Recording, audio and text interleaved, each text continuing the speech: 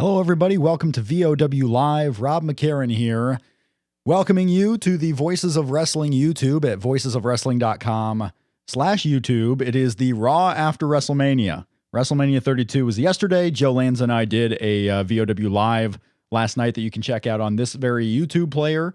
I want to thank everyone for the kind words about that show last night. It was a very fun hour and a half that we went up there. So I appreciate everyone for joining us, and I thank all of you for joining us tonight too. I appreciate you coming on here to kind of close out WrestleMania weekend here. Rob McCarran here at Shake Them Ropes is the Twitter feed. You can get in touch with us through the live chat on the VOW YouTube page, or we are going to have open lines tonight to talk about this crazy Raw. This crazy Raw that saw the returns of Maurice, Primo, and Epico, and then at the end, Cesaro to kind of save the day a little bit, and the debuts, and the not so surprising debuts in the case of Baron Corbin and Apollo Crews, as they were hyped up a little bit beforehand, and then the cool surprise and maybe the best segment of the entire night in Enzo and Big Cass coming up to the main roster. So thank you all for joining us here. This is a YouTube exclusive show. We will not be posting this as an audio podcast feed. So the only way to listen to this show is what you're doing right now, watching it live or watching it on demand.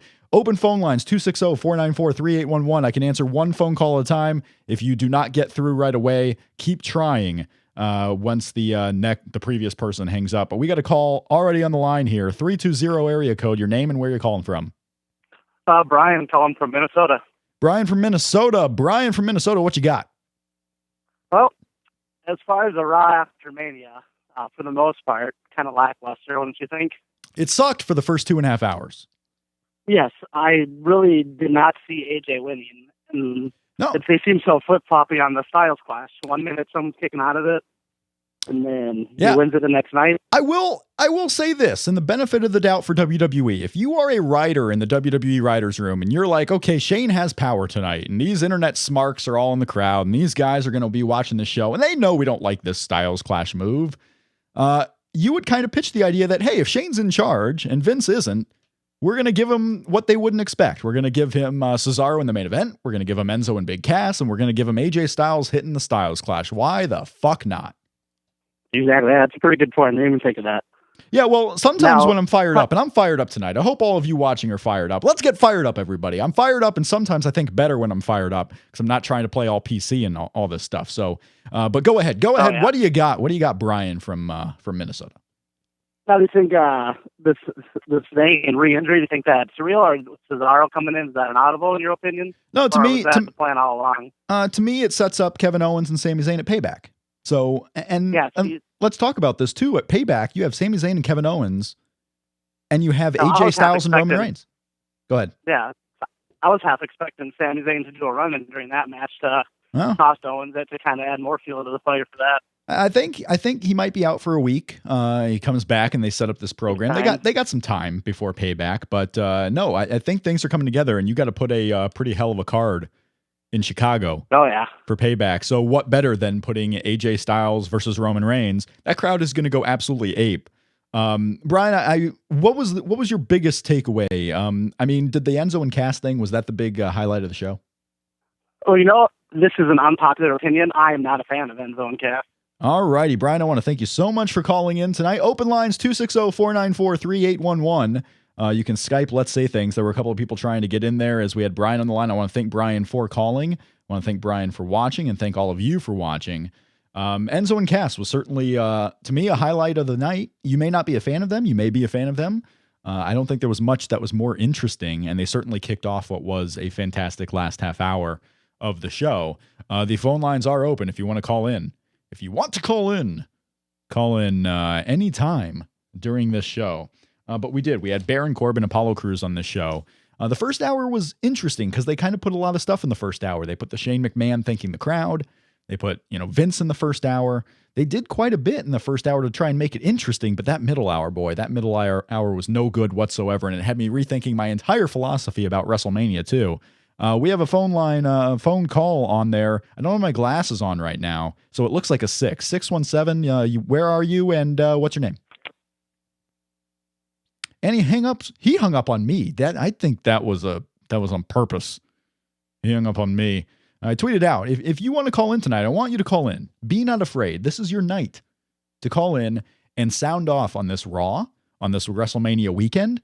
This is how you can make everyone aware of how you felt about this show.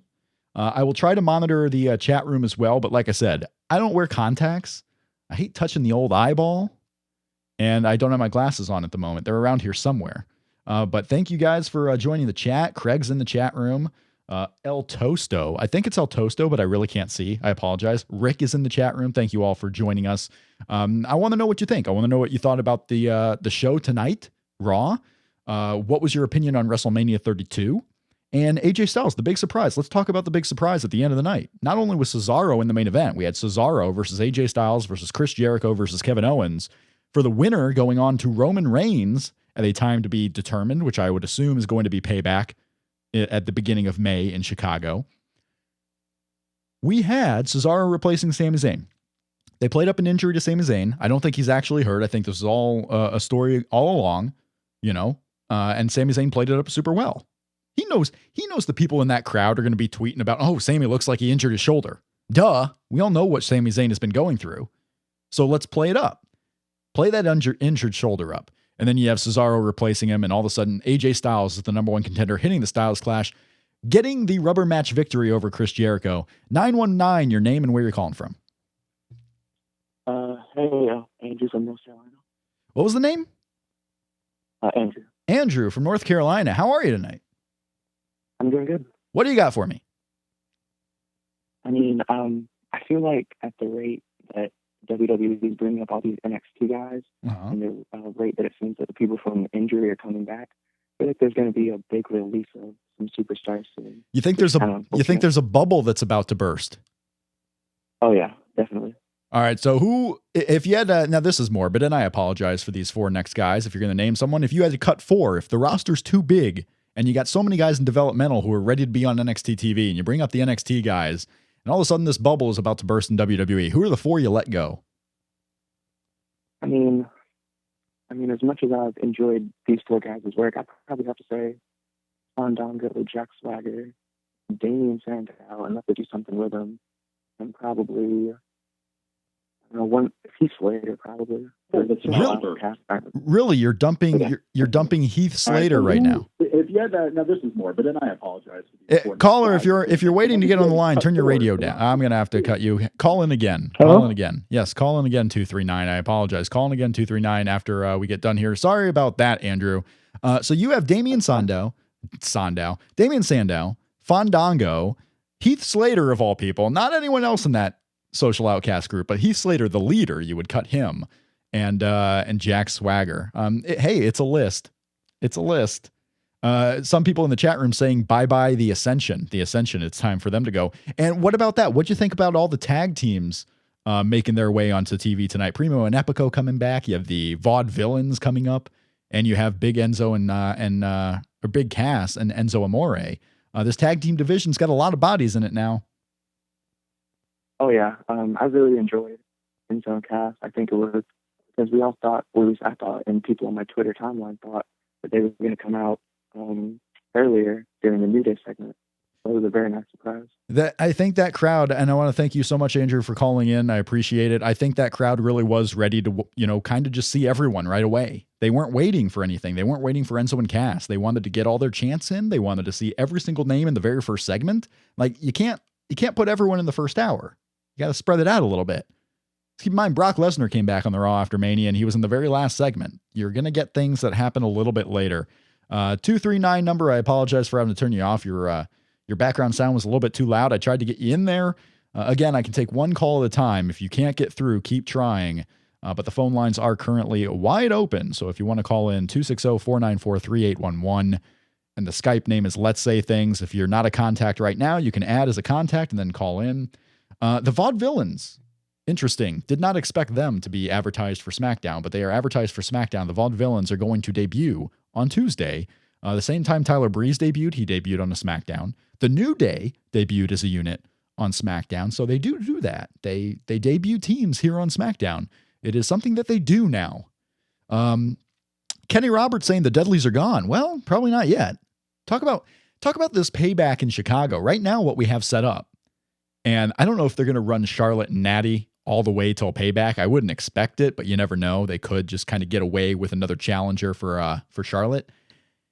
You had no Bayley tonight. You know, Bayley was a name that a lot of people were expecting to come up. No Bayley tonight, no Brock tonight, no Dean Ambrose tonight, no Finn Balor, no Balor Club. You know, a lot of these big time names everyone thought was going to come up tonight. No, not quite. We're going to spread this out a little bit. We had a lot of going on. Instead of the Balor Club, instead of Brock Lesnar, instead of Dean Ambrose, instead of The Undertaker, you had Primo and Epico. And you had Maurice. Maurice is back.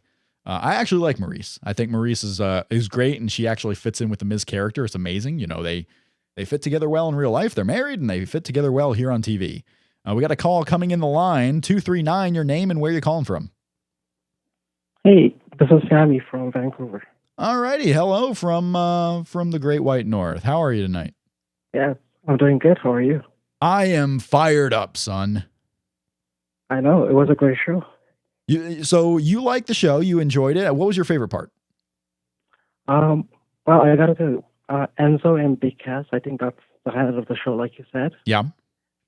And I've never really watched NXT before. Okay. So the first time I saw them was like on Roadblock. And I saw them on Raw for the first time. And they left a big impression on me. So I can only imagine for the people who watch NXT. Right. It's got to be a big thing for them. Big impression. That segment played off really well tonight. I mean, that crowd ate up their entrance like crazy, did they not? Yeah, for sure. Because they knew what they were doing. You know, there was no confusion. It felt natural, whatever they were doing. So that works all the time. Yeah, I wanna let me ask you this. So if we were to, I'll ask you this question here. Yeah. Payback I think it's on May 1st. I keep wanting to say May 1st, but I don't actually know if it's on May 1st or it's very early on in May. Payback, if you have a top 3 matches of AJ Styles, Roman Reigns, Sami Zayn, and Kevin Owens, and then say even Chris Jericho and Cesaro at this point, maybe they do something like that. What is the match you're most looking forward to on Payback?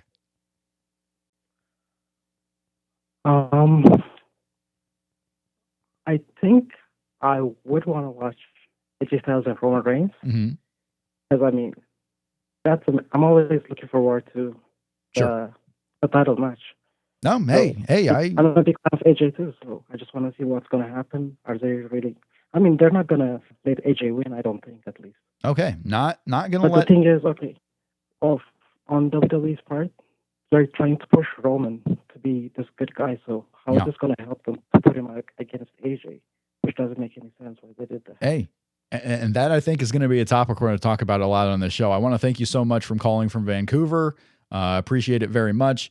We're going to talk about this AJ Styles going up against Roman Reigns. It's a very interesting dynamic as it's, possibly babyface versus babyface, or they're doing what they did with John Cena. And, it's Roman Reigns versus everybody, and who knows who even the heels are. We got a caller on the line. I want to thank everyone for calling in. If you can't get in right away, keep trying throughout the show. I can only take one call at a time. And right now, that call is coming from 209. 209, your name and where you're calling from. Kevin from Virginia. Kevin from Virginia. Kevin, the top thing on Raw for you tonight was? Honestly, the hints at a Roman turn. The hints at a Roman turn. Roman was a little bit more like himself tonight, which is what we've been calling for a year. This guy was dismissive of Sami Zayn. He was just kind of hanging out, waiting for his opportunity. He wasn't even taking on all comers. He waited until he saw a spot for him. And now he's going to go into Chicago, which is going to boo him already. So it's actually great from WWE. Hey, if they're going to boo this guy already, why not just put AJ Styles with him and we'll give him a babyface to cheer for? Roman Reigns looking like he's going a little bit bad here, at least for the next month. And that's an improvement, no? Oh, it's absolutely an improvement. If you notice, they didn't mute the boos tonight. There was not. They just let him. Yeah, they let him go out there, and we were just gonna get what we got. Oh, absolutely. Yeah. What do you so right now, if AJ Styles goes into Roman Reigns, any chance that you give AJ Styles a chance of victory? Not yet. Not yet. No, I think they'll have Roman ride it out until SummerSlam and possibly have a brand new babyface come in and take it. Mm-hmm. Hey, I wouldn't put it past him. Yeah, I think AJ Styles is kind of a get me out of the way. We'll put him in the main event. We'll make it up of WrestleMania and give him something to do in Chicago. That crowd's going to go absolutely rabid for him in Chicago. 209. I want to thank you so much for calling. I know you tried in a couple of times. I appreciate it. We go to what is it? 817 or 617? Your name and where you're calling from. Hello, this is Brian from Massachusetts. How you doing, Mr. McCameron? I'm doing fantastic, Brian from Massachusetts. How cold is it up there? Pretty bad considering we just finished up the snowstorm that was supposed to ravage us through the night, but kind of stopped a few hours ago. You weren't ravaged by the snowstorm? Hell no. No. I have an exam tomorrow. I had to stay outside all day. So hell no, he says. Hell no, he was not ravaged by the snowstorm. Well, as you're sitting up there cold in Massachusetts watching this Raw, what was the one thing that stood out to you? The Enzo and Cass debut, for sure. Mm-hmm. They immediately came off as the one act that basically was allowed to be themselves and remain untouched. I know you and Jeff have discussed before, most of the acts in NXT come up, and they have like a small tweak, surface level most of the time, but it becomes, it always, creative has to put their stamp on it. They can't come from NXT and remain completely as they are. Enzo and Cass, for the time being, seem to have broken from that trend. So I'm very excited to see where they go from here. Do you, I don't want to be pessimistic because I'm excited to see where they went. I mean, Enzo absolutely owned not just the Dudleys tonight, but he owned that building. Enzo went in there and he was not going to let that building down, and he was absolutely fantastic.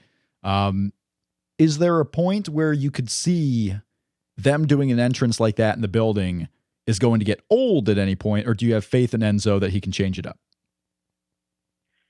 I mean, it will get old at some point. I had faith Wyatt was going to more or less be able to carry himself with his persona, I guess, for over a year. Yeah. I didn't quite get to that point. So it's there, but, as a tag wrestling mark, I kind of have more faith in these guys inherently because they seem to get their roles pretty well. And I think, oh, sure.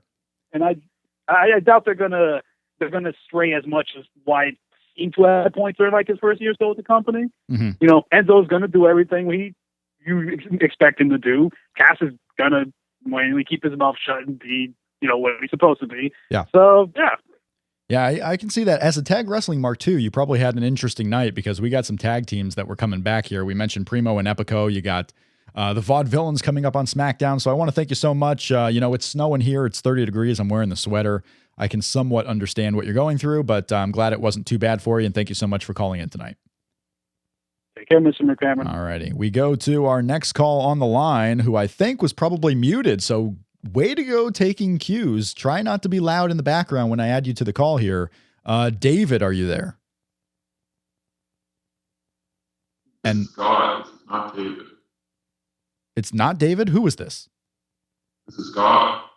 Okay. All right. Enough of that. So I'm gonna bring this one on the call. 810, you've been trying for a couple of times tonight. How are you? Pretty good. This is Kenny calling from Flint, Michigan. Kenny from Flint, Michigan. How's the water?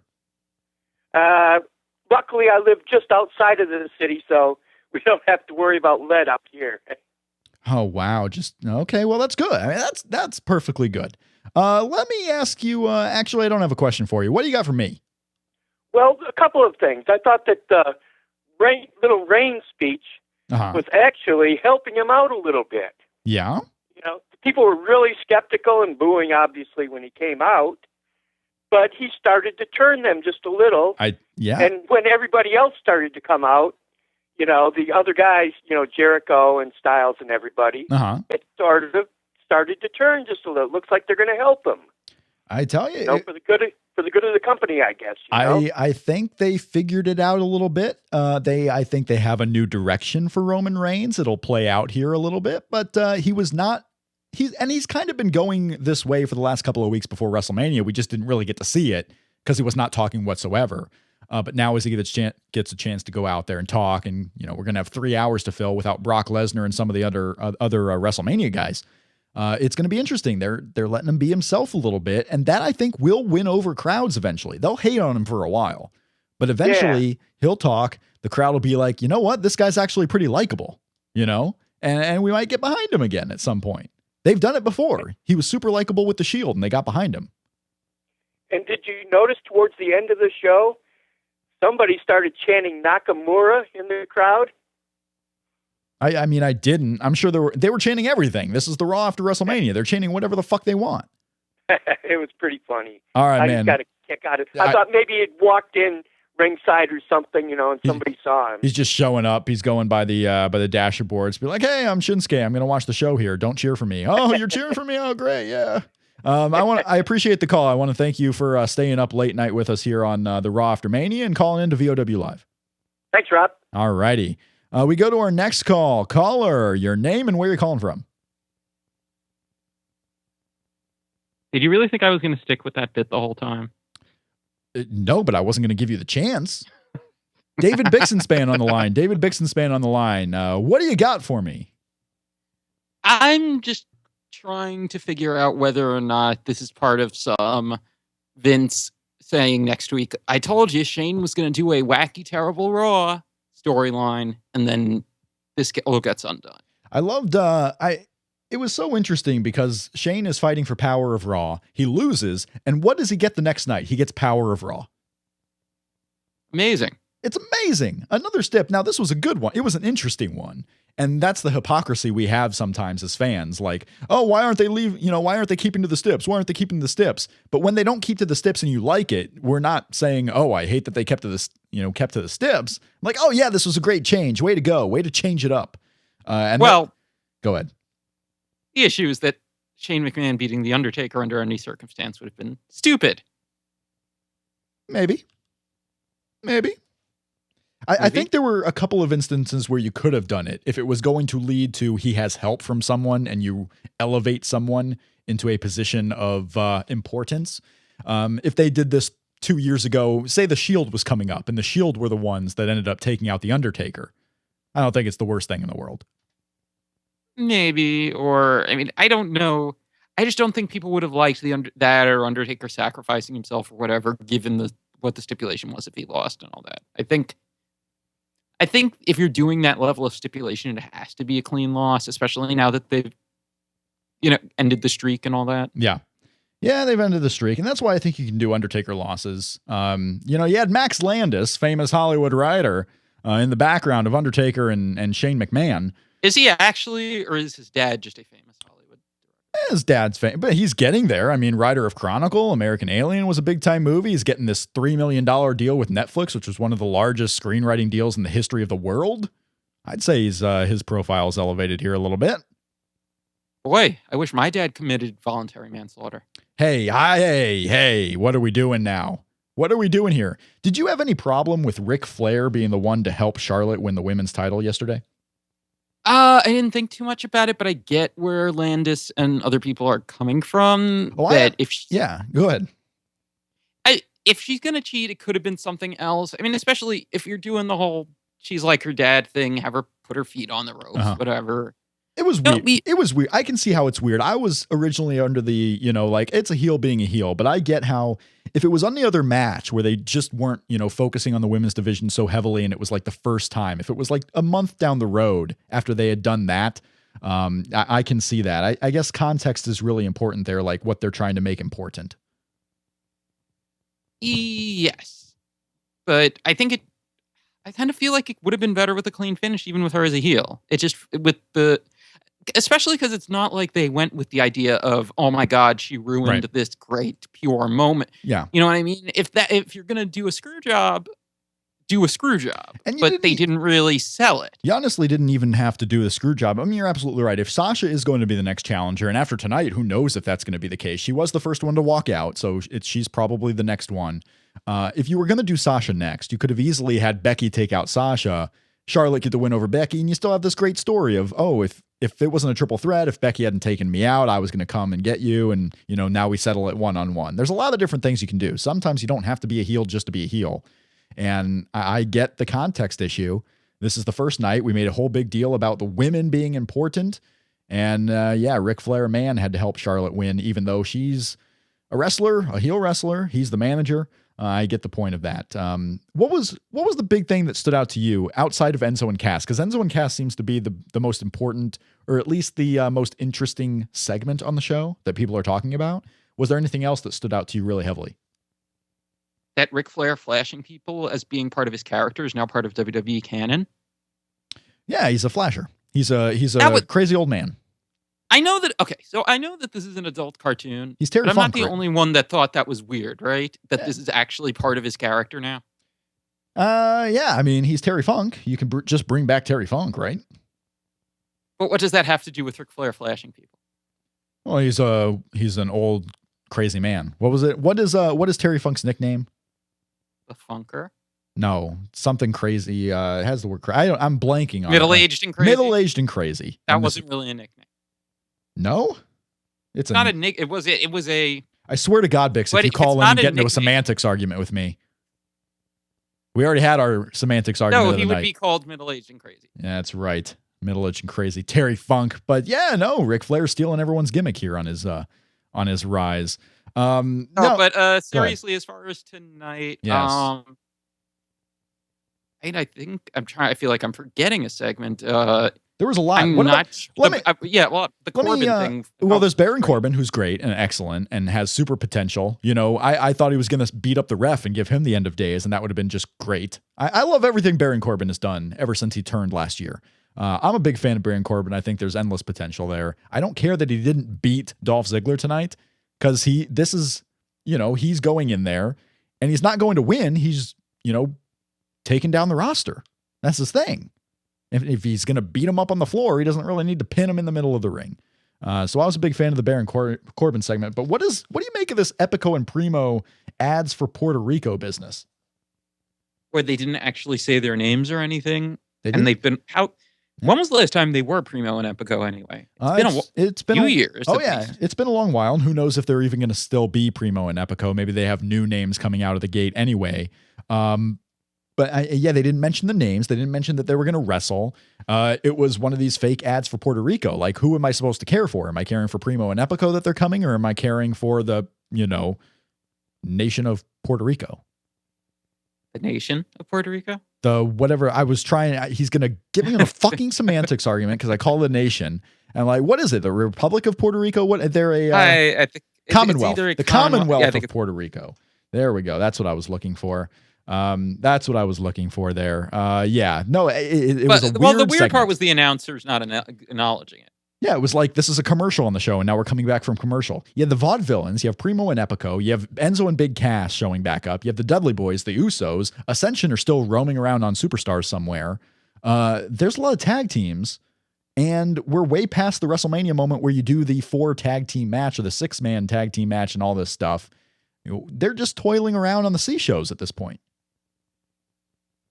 Yeah, but I mean, that doesn't mean they can't do anything with them. I mean, I don't exactly expect the Vaudevillains to get a main roster push. And honestly, I'm surprised they got called up in the first place because that seems like the type of act that you have to keep on NXT. No, you know what this seems like, Bix? It seems like, okay, we're gonna shove.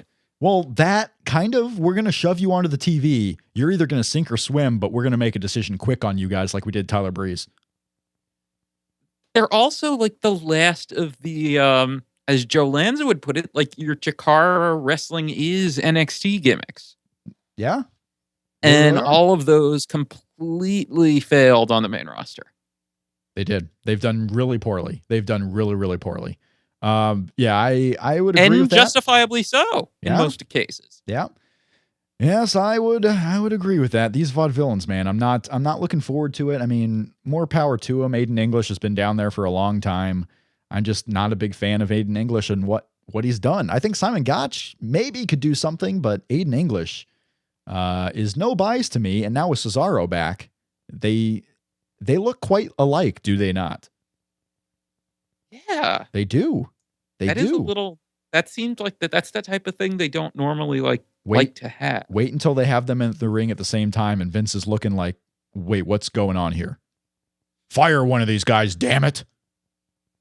But our luck, they'll fire Cesaro. So I was so happy to see the return of the tearaway suit after He never used it in WWE. I don't think he's ever used it. I mean, he's dressed up in the suits, but the tearaway suit in the entrance, I can't recall he ever used that even when he was first coming up with Oksana. I don't think he ever used it. When was the last time he even used that on the indies?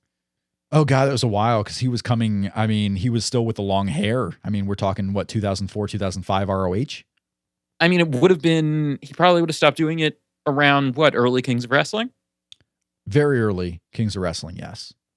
Very early. So, yeah. I was happy to see the return of the most money-making man. The most money-making man, Swiss Money Holdings, Cesaro is back. Bix, I want to thank you so much for calling in here on the VOW Live gimmick. You're welcome. But I'm sad that you were not happy that God called. No, I was not happy. I was not happy. Get out of my face. All right, we go to our next caller here on VOW Live. Again, thanks everyone for joining us, voicesofwrestling.com. If you haven't already, hit the like button, the little thumbs up. That would be appreciated by me. And if you haven't subscribed yet, get us on the way to 2,000 subscribers. Hit that subscribe button here on the VOW channel. We have another call coming in on the Skype line. Chris, how are you? I'm good, Rob. How are you? Very good timing with the calls. I was, getting away from Bix, and I bet you were just waiting to hit that button. You were very good with your timing. No, actually, I just randomly chose it. My wife just got home from Los Angeles. You were like, there's no way Bix is still on the line. No. I heard him talking about the tearaway suit, and I just wanted to say how awesome it is. Yeah. To see more, stripper clothes on television. When you get more stripper clothes, it can't be a bad time, especially when you're in Dallas, Texas, in the heart of 90,000 screaming white, just heated up fans. And an unrelated note, Maurice was back on our television today. Yes, she was. Give it up for that. And she's going to be back on SmackDown. She was in that promo photo with The Miz. She immediately, just her showing back up on the roster, she's immediately my favorite of the superstars. Men and women. I made the observation that I think Alicia Fox has now had a longer career in WWE than even Lita did. Yet Lita is now the spokesperson for the women's division. It's just kind of amazing to me. I always love the show after Raw. It's big one. Kind of like the dedicated call-up show. And I almost wish they had another one like 6 months from now where it was just a pay-per-view where they guaranteed that they would call up at least 4 people. Right. Yeah. They kind of spread it out from here if they don't bring you up.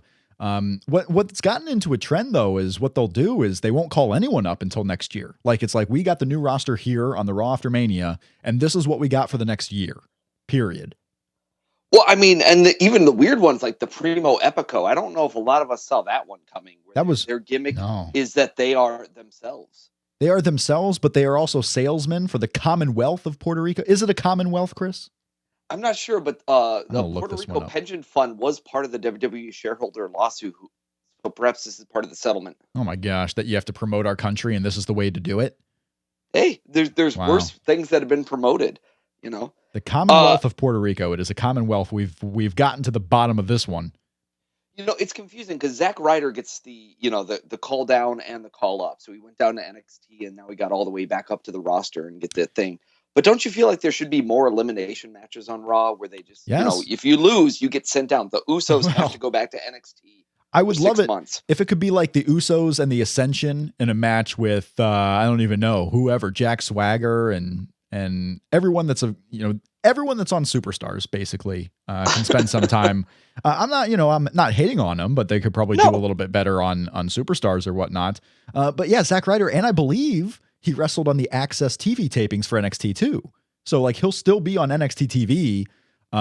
And what they'll sell, it'll be so funny because he will have done the TV tapings on Saturday, wrestled for that TV. It'll air in 2 weeks. And they'll be talking about how he's no longer the champion when he wrestled that match before he was even the champion. This is how you get some of these crazy continuity stuff when you have NXT blurring into main storylines in WWE. But if Zack Ryder doesn't have this program with The Miz, and maybe he will get one match with The Miz, looks like he's not really done with NXT. Yeah, I mean, it's interesting to see how quickly they moved off that. But then, Ryder to Miz, I do not think a lot of us saw that as the number 1, number 2 transition that they're going to do on that one. But there's a lot of things. I don't think a lot of us saw that Dean Ambrose would be more injured than Shane McMahon after their matches at WrestleMania. But yeah. Dean Ambrose more injured with Shane. I mean, yeah, Shane shows up. You just got craziness. You have no Dean, no Brock. So it's not like you even had all your star power. But Chris, we have a surprise. I'm joined by my Shake Them Ropes co-host, Jeff Hawkins is on the line. You're good. Oh, yeah. Yeah, Jeff and Chris and Rob back together again. This is a Shake Them Ropes quarterly report special edition. Oh, is it? Sure. Jeff, Okay. how are you? Oh, okay. Hey, Moogie, how's it going? It's good, Jeff. How are you been? Oh, my goodness. So much wrestling this weekend. But a blast. I've been having a blast, and that Raw was a blast. I really enjoyed myself. It was great. Yeah. Yeah. Is it weird for you to be happy? Oddly enough, yes. So You don't know what to do with yourself, do you? Oh, well, you know what? I'll go down to the bar and I'll get annoyed. That's what I'll do. I was getting annoyed during the first 2 hours of this Raw. Am I alone in thinking that the first 2 hours, and thankfully they were kind of saved by the final, ever since Enzo and Cass showed up until the end of the show, that second hour was infuriating to me. Well, am I alone in this? You mean the booking or the crowd? Just everything. The crowd was annoying, the booking, and I'm not really a hater of crowds. You can go in there and chant whatever you want. Okay. But they didn't necessarily have a plan. They were chanting for everything randomly. They were just doing whatever the hell they wanted to do. I mean, Jeff, you mentioned that there was not a volleyball, but a beach ball that was going around the crowd. Now, thankfully, that happened during a commercial break. The whole thing from start to finish seemed to be over by the time the commercial got back. I don't think so, because it happened for a while. They may have turned down the mics, because that went throughout.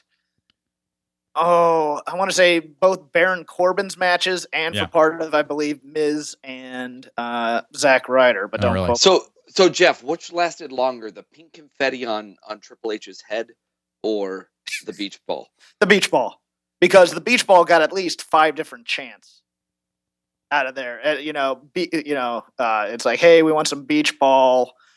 Let's put it this way. If they give either Ziggler or Baron Corbin a beach ball next week, you will tell that it annoyed them immensely. Oh, boy, beach ball. Oh, it's just the worst. Maurice's return live. How in the building were people excited? How far? It took them a while to realize it. Did they not know who she was? Well, no, it wasn't that. It was the camera didn't catch her coming in, because, I mean, she wasn't really announced. It was just kind of coming through. And then once it happened, it was like everybody was turning around going, who is that? At least one person thought, I think it was Emma. So, but no, it went over okay, but it wasn't like a huge pop. More people were disappointed by Ryder losing than happy to see Maurice. So. Yeah. I find that hard to believe there's that many members of Ryder's family in the audience. Well, no, it wasn't that. It was this crowd really liked Zack Ryder, because, I mean, he got a big "You deserve it" chant. I mean, they were all for him, and they, of course you don't like the Miz, but I mean, they didn't like the decision either. So, yeah, Chris? This win from Zack Ryder on WrestleMania was kind of all about that moment, and he even said it in his promos. It was all about that moment. He's got his WrestleMania moment now, and we didn't need a 3, 4, 5 year-long reign of Zack Ryder as Intercontinental Champion, right? Well, he and Luke Harper are tied, I think, for their defense record of the IC title at this point at Infinity. I keep forgetting that Luke even had that belt. Yeah. I mean, there's a whole, like, wasn't Dean Douglas at one point have a similar one where, like, it was win and then lose the next day? Could have. Before my time, Jeff might know. Jeff was still following Ric Flair's whereabouts in WCW at that time, I'm pretty sure. No, I was keeping up, because this was during his hiatus from ECW. I believe he is correct, though, because that was when the Clique didn't want anything to do with Douglas. So now what does Miz do? Miz and Zack Ryder at Payback, or does Miz move on to someone else? I'm thinking we're getting a mixed tag of some sort at some point, or perhaps we're just going to have dueling interference. Do you think... So wait, let's go to this mixed tag idea. Yeah. Ryder and his dad versus Maurice and Miz. Well, I was even going. This is Vince McMahon and sports entertainment. Don't put anything past him. You do have the dad in there. I was wondering if they might actually involve Emma in this. Oh, yeah. There you go. Because they didn't really hide it. I mean, they were together at the Hall of Fame. They're posting Instagrams all over the WWE account and all this. They're not hiding it. People thought Maurice was Emma. I know, that was really weird. Did they think that Zack Ryder, like his girlfriend, was just fighting with Zack Ryder's dad randomly because like they were in an argument earlier in the day, and this was the only time where Emma really had Zack Ryder's dad all to himself? This way, they thought every blonde was Emma, because when Natty stayed back to cut a promo, a lot of people thought that was Emma too. So this is the Emma show. We're making Emma a big star here on Raw. Were you excited to know that Summer Rae got her singles match that you've been fighting for so long, Jeff? Oh yeah, I've been backstage politicking. You know me. and you were fighting for Summer Rae, you couldn't like get us press passes to something, I'm not even a fan of blondes. What are you talking about? What about Kevin Owens? Does he deserve to be punished for attacking Sami Zayn in the back before the match? I mean, shouldn't there be some kind of hierarchy? Well, you would think that with Shane running the show, he would like institute some rules of some sort. Well, hey, the way this show worked out, if they want to punish Kevin Owens for doing such a bad thing, Vince can come give him power next week. Mookie, stop trolling me. All right, gentlemen, this has been a fun reunion, but I'm sure there's many others on the line. Thank you so much, Chris. Thank you for calling into VOW Live. Chris Harrington, Mookie Ghana, our resident numbers expert, who has left us for F4W. Sadly, we're not cool enough for him anymore.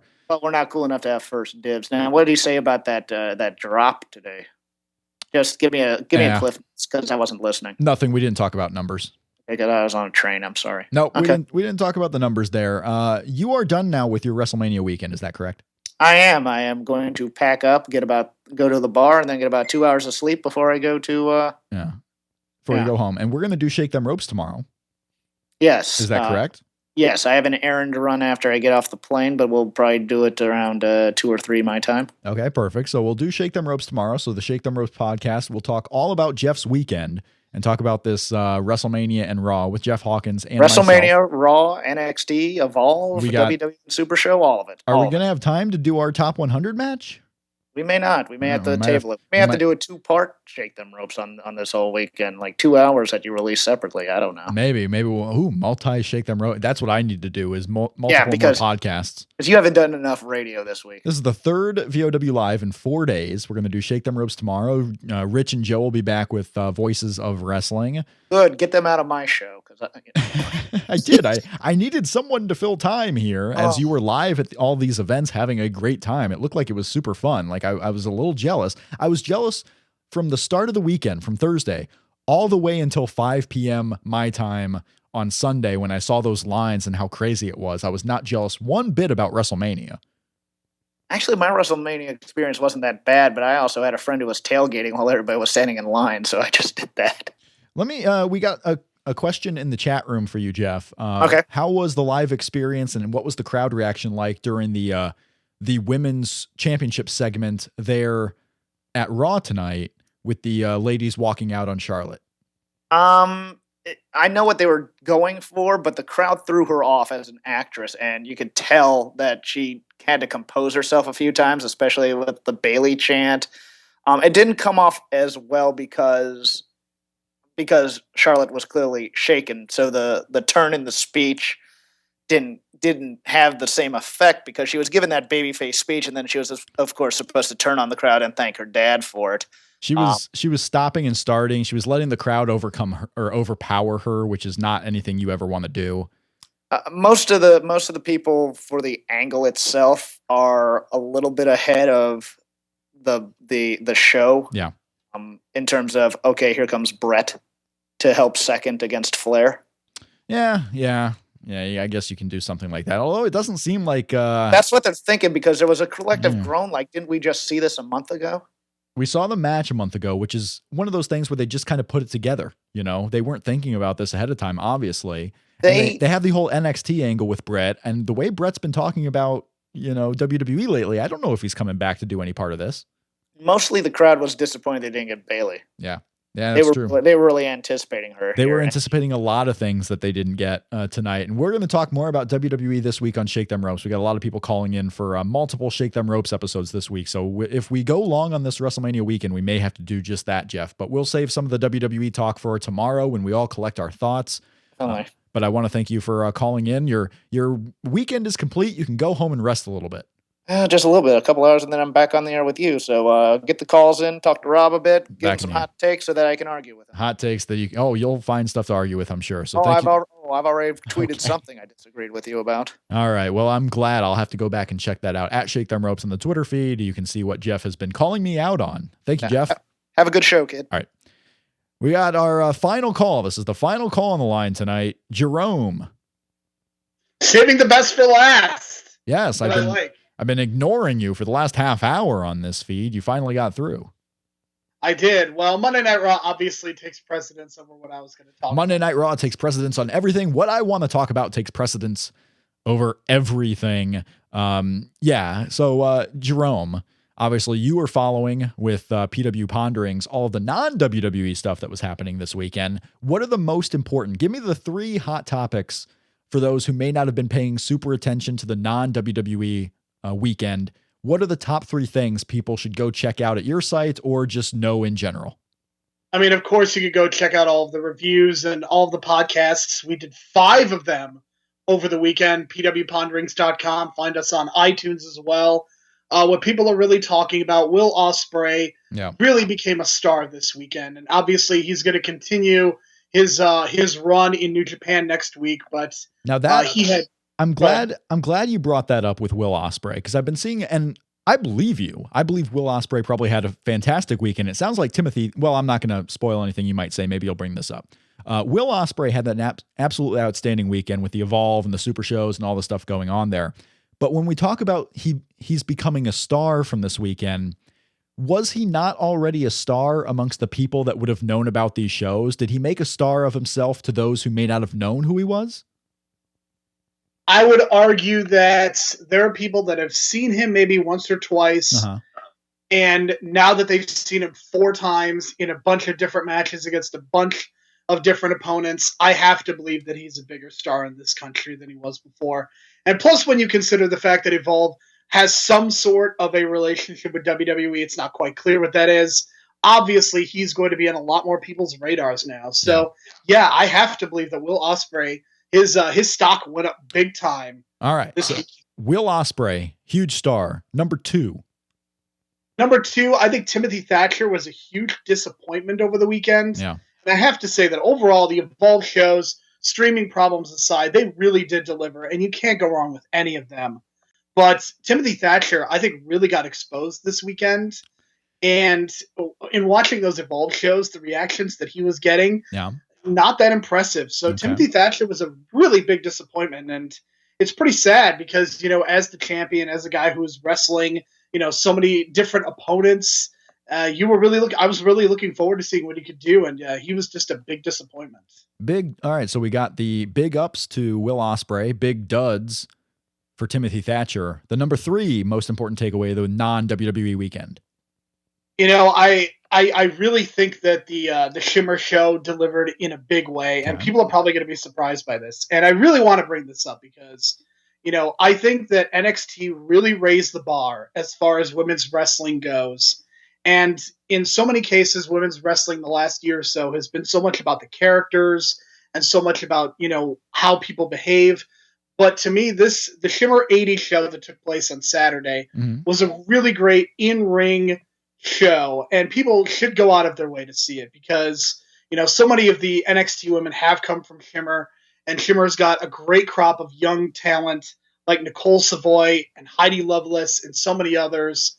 And Shimmer 80 was just really impressive, and it could easily get forgotten amongst the Evolves and the WWN Super Shows and even the Ring of Honors. But Shimmer 80 was a very, very strong show.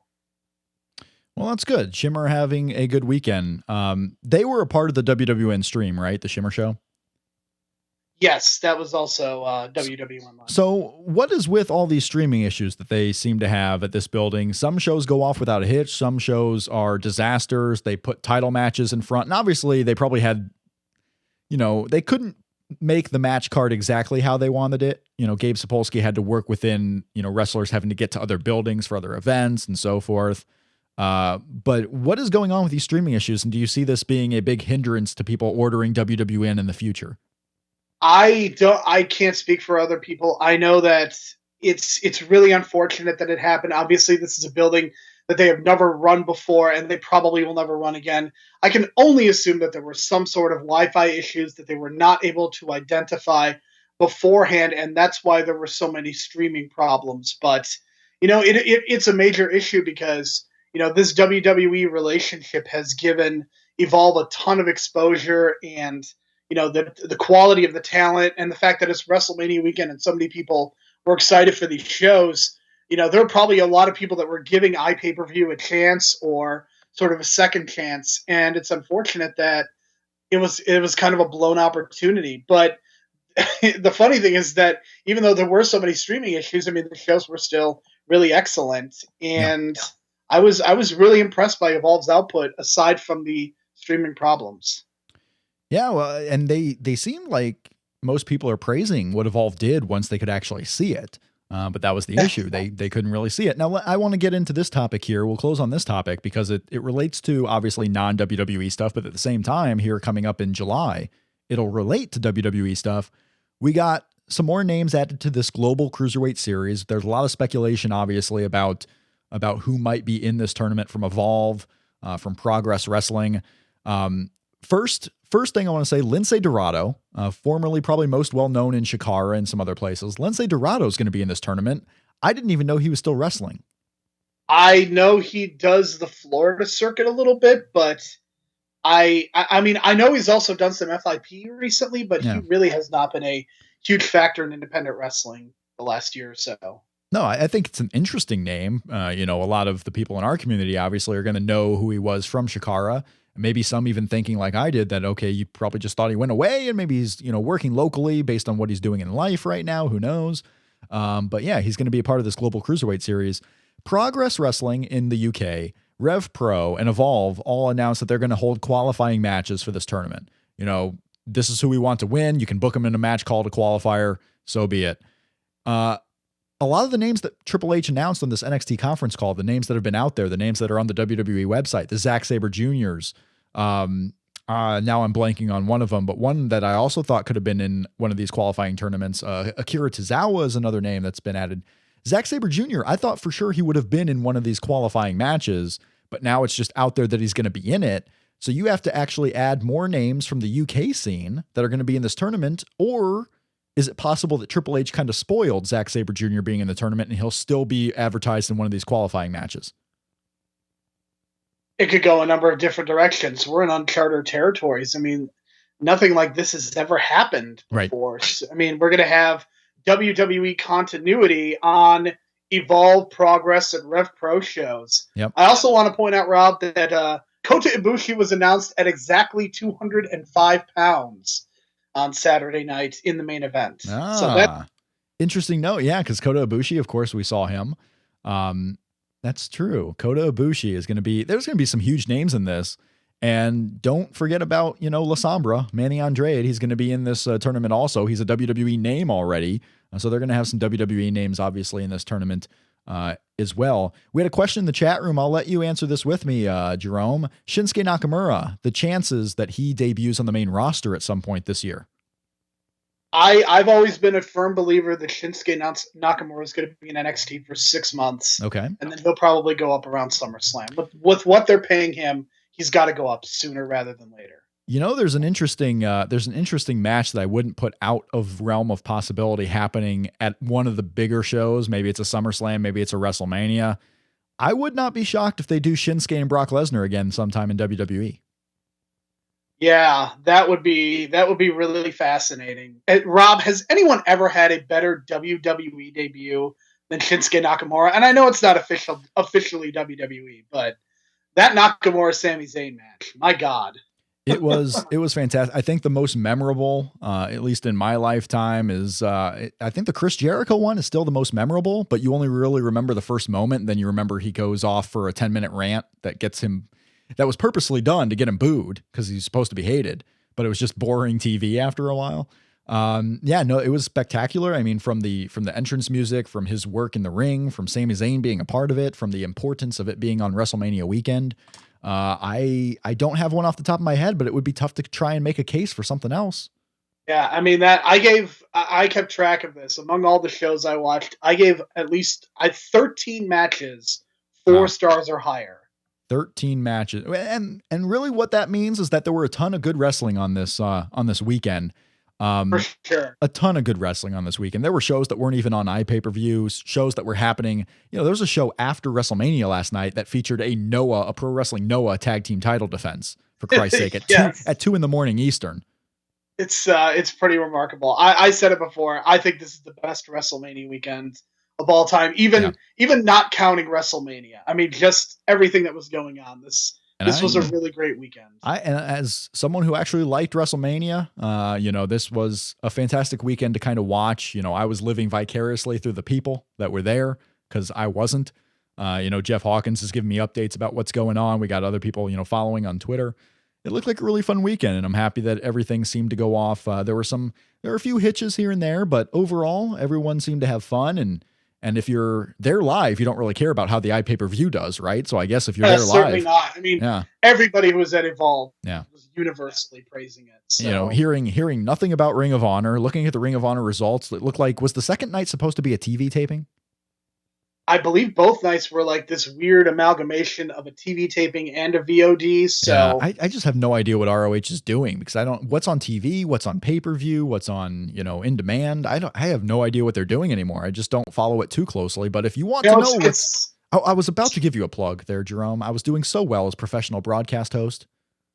I was about to say, if you want to know what's going on and keep up with it, go to pwponderings.com. Jerome Cuson, the editor of PW Ponderings, covering all of the independent scene. How about that plug? Thank you very much, Rob. And obviously you've done some great work this weekend as well. I'm not sure if you put on the best NXT podcast or no, I did radio show, but nope, we did. Best WrestleMania one too, actually. I don't know. Yeah. Best WrestleMania and NXT combined. I think we won the gold medal. I'm a multi-gold medalist right now. This is going to be like the end of Anchorman, where one day the voices of wrestling and the PW Ponderings and the 411 Manias, we're all going to come together. We're going to have a big fight, and it's going to be great. Yeah, the Talking Sheet guys will come in as comic relief. I mean, we're just going to laugh at them and kill them all.